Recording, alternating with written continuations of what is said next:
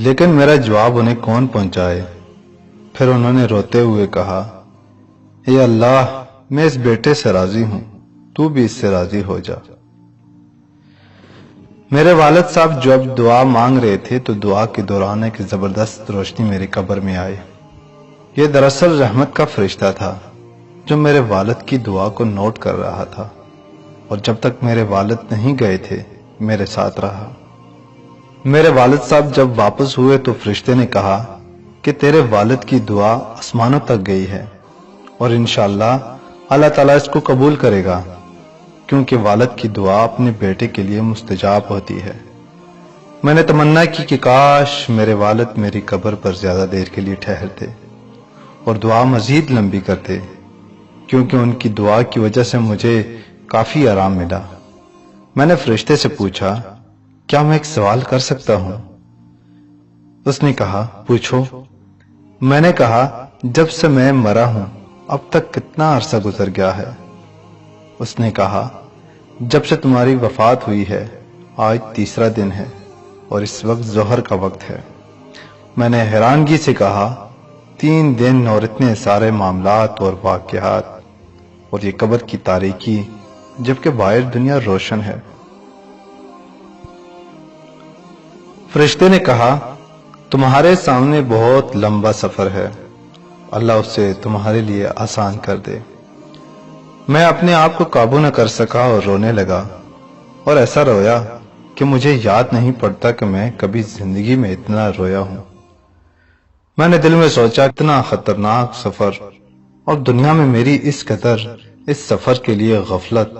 فرشتے نے جاتے وقت بتا دیا کہ قبر میں موجود روشنی تیرے والد کی دعا کی وجہ سے ہے، اور یہ اسی طرح رہے گی جب تک اللہ چاہے۔ مجھے پتا چلا کہ والد کا آنا میرے لیے باعث رحمت ہے۔ میں نے تمنا کی کہ کاش میرے ابو میری آواز سن لیں اور میں انہیں بتا دوں، اے ابو، میرے قرضوں کی ادائیگی کر دے اور میری طرف سے صدقے کر دیں، اللہ کے واسطے میرے لیے دعا کریں۔ لیکن کون ہے جو انہیں بتا دے؟ میں نے محسوس کیا کہ بعض اوقات میرے جسم کی گرمی کم ہو جاتی تھی لیکن اچانک پھر سے بڑھ جاتی تھی۔ میں نے اندازہ لگایا کہ اس کا تعلق میرے حق میں لوگوں کی دعائیں ہیں۔ اچانک میری قبر میں پھر وہی روشنی آئی جو اس سے پہلے میں دیکھ چکا تھا، یعنی سورۃ الملک کی۔ سورۃ الملک نے کہا، تمہارے لیے 2 خوشخبریاں ہیں۔ میں نے اشتیاق کے ساتھ فوراً کہا، کیا ہے؟ تمہارے دوست نے اللہ کی خاطر تمہارا قرضہ معاف کر دیا ہے۔ میں نے اللہ تعالیٰ کا شکر ادا کیا، اور مجھے پتا تھا کہ میری گرمی کم ہو جانے کی وجہ شاید یہی تھی۔ میں نے کہا، دوسری بشارت کیا ہے؟ اس نے کہا، میں نے اللہ سے بہت درخواستیں کی لیکن انسانوں کے حقوق کو معاف نہیں کرتا۔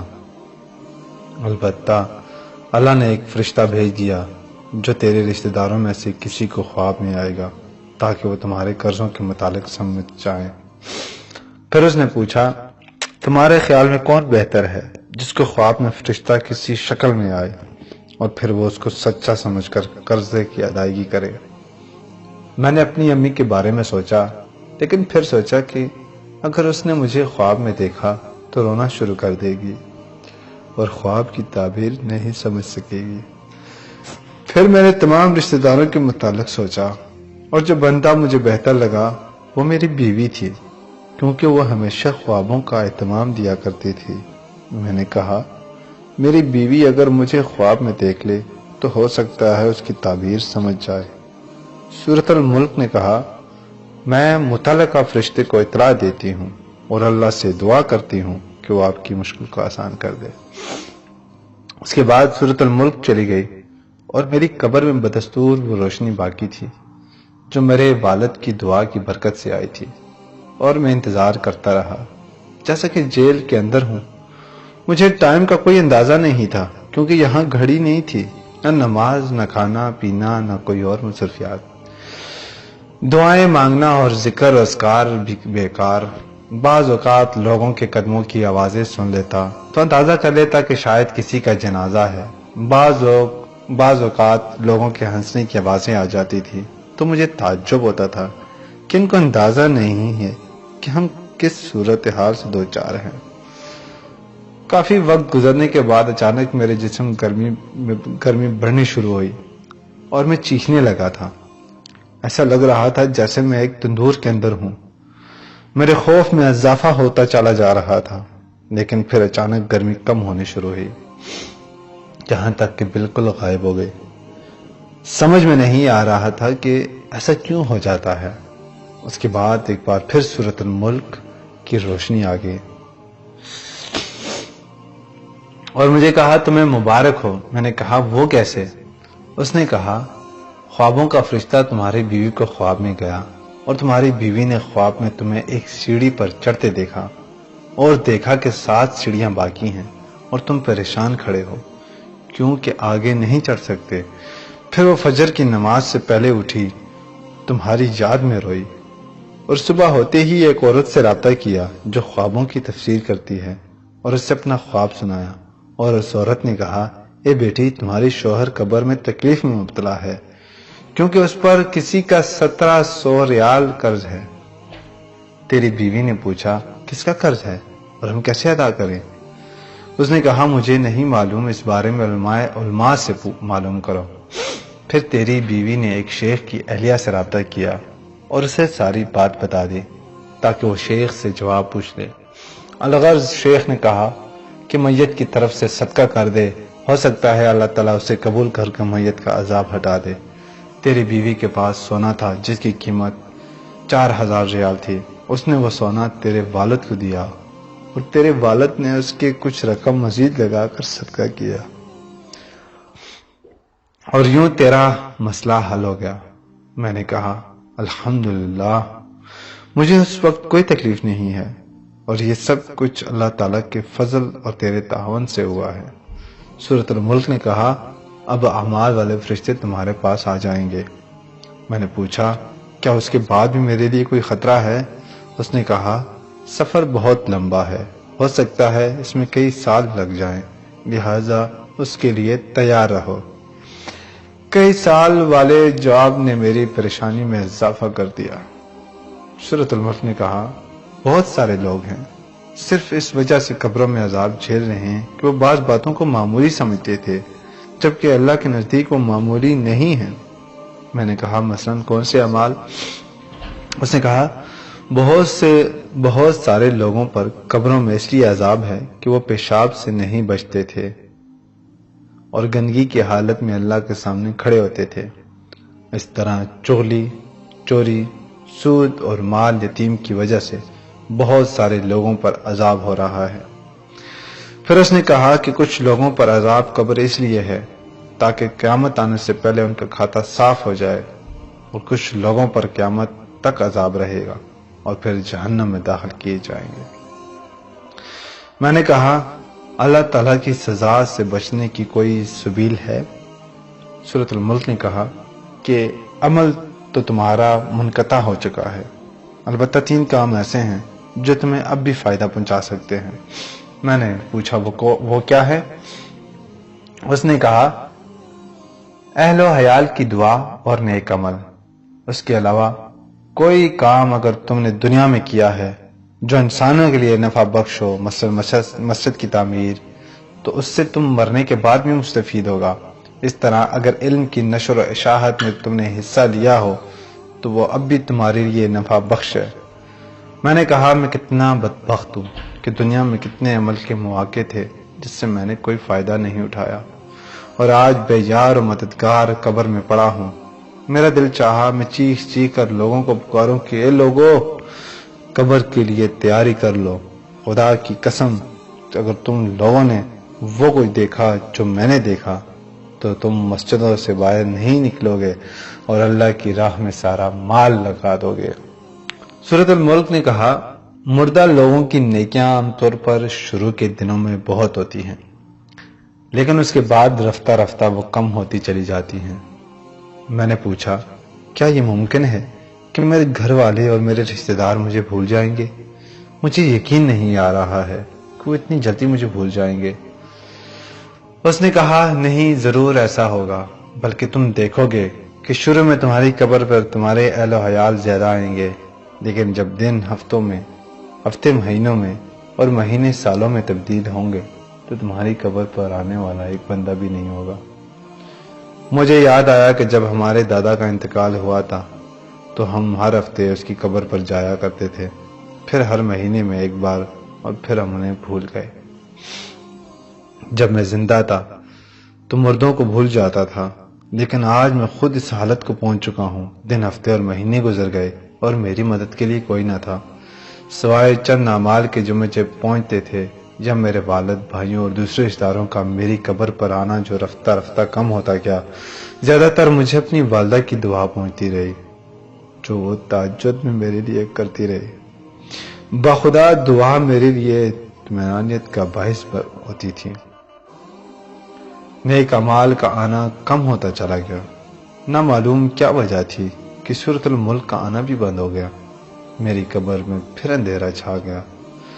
مجھے بعض گناہ یاد آئے جو میں نے کیے تھے، ایک ایک دن اور ایک ایک گھڑی یاد آ رہی تھی۔ مجھے اپنے گناہ پہاڑ کے برابر لگ رہے تھے۔ اپنے آپ کو ملامت کر رہا تھا کہ کتنے گناہ ہیں جو میں نے بڑی دلیری سے کیے تھے، کتنی نمازیں ہیں جو میری فوت ہو گئی ہیں، کتنی فجر کی نمازیں ہیں جو میں نے غفلت کی وجہ سے نہیں پڑھی۔ ایک دن اچانک ایسی روشنی آئی جیسے سورج نکل چکا ہو، اور میں نے فرشتوں کی آوازیں سنی کہ وہ ایک دوسرے کو مبارکباد دے رہے ہیں۔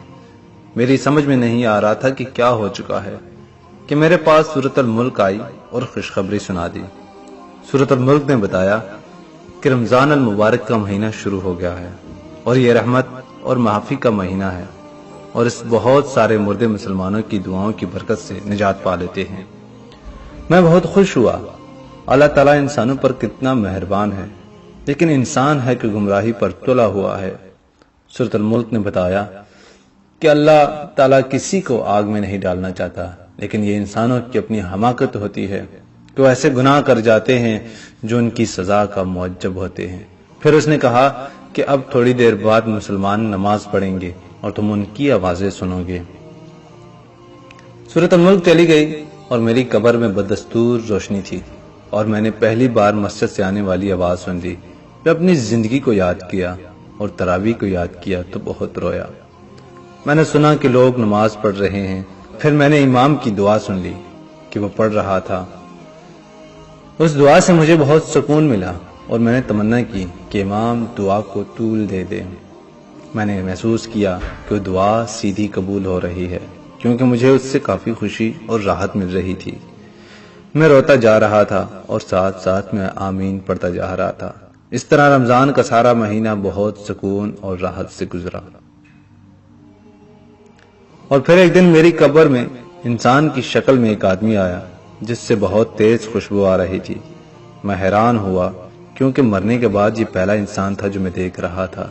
اس نے مجھے سلام کیا اور جواب میں وعلیکم السلام کہا۔ اس نے کہا میں تمہیں بشارت دیتا ہوں کہ اللہ تعالیٰ نے تمہارے گناہ معاف کیے ہیں۔ میں نے کہا اللہ آپ کو جزائے خیر دے، آپ کون ہیں؟ میں پہلی دفعہ قبر میں انسان کی شکل دیکھ رہا ہوں۔ اس نے کہا میں انسان نہیں ہوں۔ میں نے پوچھا تو کیا آپ فرشتے ہیں؟ بولا نہیں، میں دراصل تمہارا نیک عمل ہوں۔ تمہاری نمازیں، تمہارے روزے، حج، انفاق فی سبیل اللہ اور صلہ رحمی وغیرہ وغیرہ کو اللہ تعالیٰ نے اس شکل میں تمہارے پاس بھیجا ہے۔ میں بہت خوش ہوا اور اللہ کا شکر ادا کیا۔ میں نے پوچھا تم اتنے لیٹ کیوں آئے ہو؟ اس نے کہا تمہارے گناہ اور تمہارے قرضے میری راہ میں رکاوٹ تھے، اور جب اللہ تعالیٰ نے معافی کا اعلان کر دیا تو میرے لیے راستہ کھل گیا۔ میں نے پوچھا تو کیا اس معافی کے بدلے میں اللہ تعالیٰ مجھے جنت دے گا؟ اس نے کہا یہ بات اللہ تعالیٰ کے علاوہ کوئی نہیں جانتا۔ پھر اس نے کہا قیامت کے دن میزان سے تمہاری جنت اور دوزخ جانے کا پتہ چلے گا۔ اس کے بعد عمل صالحہ نے کہا کہ تمہارے کچھ نیک اعمال بالکل زندگی کی آخری گھڑیوں میں کام آ گئے۔ میں نے پوچھا وہ کیا ہیں؟ اس نے کہا اگر تمہیں یاد ہو تو مرتے وقت اللہ تعالیٰ نے تمہیں توفیق دی اور تم نے کلمہ پڑھا۔ تمہیں اندازہ نہیں ہے کہ فرشتوں کو کتنی خوشی ہوئی کہ تمہاری زندگی کا خاتمہ توحید پر ہوا، جبکہ شیطان تمہیں نصرانیت اور یہودیت کی تلقین کر رہا تھا۔ اس وقت تمہارے ارد گرد دو قسم کے فرشتے موجود تھے، ایک وہ جو مسلمانوں کی روحیں قبض کرتے ہیں اور کچھ وہ جو کافروں کی روحیں قبض کرتے ہیں۔ جب تم نے کلمہ پڑھا تو فرشتے چلے گئے جو کافروں کی روحیں قبض کرتے ہیں، اور پھر انہوں نے تمہاری روح قبض کر لی۔ میں نے پوچھا اس کے علاوہ بھی کوئی نیکی ہے؟ اس نے کہا ہاں، جب تم نے ڈرائیور کو سگریٹ چھوڑنے کی نصیحت کی تو آج جو خوشبو تم سونگھ رہے ہو اس نصیحت کی بدولت ہے۔ اس کے علاوہ اپنی والدہ کو تمہاری کال، اس کے ساتھ جو بھی تم نے باتیں کی، اللہ تعالیٰ نے ہر بات کے بدلے تمہارے لیے نیکیاں لکھ دیں۔ مجھے یاد آیا جو باتیں میں نے والدہ سے کی تھیں، مجھے پتہ ہوتا تو میں ان باتوں میں گھنٹہ لگا دیتا۔ پھر عمل صالحہ نے بتایا کہ زندگی کے آخری وقت میں ایک گناہ بھی تمہارے کھاتے میں لکھا گیا۔ میں حیران ہوا اور پوچھا وہ کیسے؟ عمل صالحہ بولا تم نے بچی سے کہا میں تھوڑی دیر میں آ جاؤں گا، اس طرح تم نے اسے جھوٹ بول دیا۔ کاش مرنے سے پہلے تم توبہ کر لیتے۔ میں رویا، میں نے کہا اللہ کی قسم میرا ارادہ جھوٹ کا نہیں تھا، بلکہ میرا خیال یہ تھا کہ اس طرح وہ میرے آنے تک صبر کر لے گی۔ اس نے کہا جو بھی ہو آدمی کو سچ بولنا چاہیے، کیونکہ اللہ تعالیٰ سچے لوگوں کو پسند کرتا ہے اور جھوٹ بولنے والوں کو ناپسند کرتا ہے، لیکن لوگ اس میں بہت تساہل اور غفلت کا مظاہرہ کرتے ہیں۔ پھر اس نے کہا تمہاری وہ بات بھی گناہ کے کھاتے میں لکھ دی گئی ہے جو تم نے ایئرپورٹ میں کاؤنٹر پر بیٹھے ہوئے شخص سے کہہ دی کہ اللہ تمہارا حساب کر دے۔ اس طرح تم نے ایک مسلمان کا دل دکھا دیا۔ میں حیران ہو گیا کہ اتنی معمولی باتیں بھی ثواب اور گناہ کا باعث بنی ہیں۔ عمل صالحہ نے مزید بتایا کہ یہ انسانوں پر اللہ تعالیٰ کا بہت بڑا احسان ہے کہ جب وہ ایک نیکی کریں تو اللہ تعالیٰ اسے 10 گنا بلکہ 700 گنا بڑھا دیتا ہے، اور بہترین اعمال وہ ہیں جو اللہ تعالیٰ کو زیادہ محبوب ہیں۔ میں نے کہا 5 وقتہ نماز کے بارے میں کیا خیال ہے؟ عمل صالحہ نے کہا کہ نماز، زکوٰۃ، صیام، حج وغیرہ تو فرائض ہیں، میں ان کے علاوہ بھی تمہیں ایسے اعمال بتا دوں گا جو اللہ تعالیٰ کو بہت محبوب ہیں۔ میں نے کہا وہ کیا ہیں؟ بولا تمہاری عمر جب 20 سال کی تھی تم عمرے کے لیے رمضان کے مہینے میں گئے تھے، تم نے وہاں 100 ریال کی افطاری خرید کر لوگوں میں بانٹ دی، اس کا بہت اجر تم نے کمایا ہے۔ اس طرح ایک بار بوڑھی عورت کا کھانا کھلایا تھا، وہ بوڑھی ایک نیک عورت تھی، اس نے تمہیں جو دعائیں دی اس کے بدلے اللہ تعالیٰ نے تمہیں بہت نیکیاں اور اجر دیا ہے۔ میں تمہیں ایک اور بات بتا دوں، ایک بار تم مدینہ جا رہے تھے کہ راستے میں تمہیں ایک آدمی کھڑا ملا جس کی گاڑی خراب ہوئی تھی، تم نے اس کی مدد کی، اللہ تعالیٰ کو تمہاری وہ نیکی بہت پسند آئی اور تمہیں اس کا بہت بڑا اجر ملا ہے۔ اس کے بعد میری قبر کھل گئی اور اس میں بہت زیادہ روشنی آ گئی اور فرشتوں کے گروہ در گروہ آتے ہوئے نظر آئے۔ عمل صالحہ نے بشارت دی کہ آج لیلۃ القدر ہے۔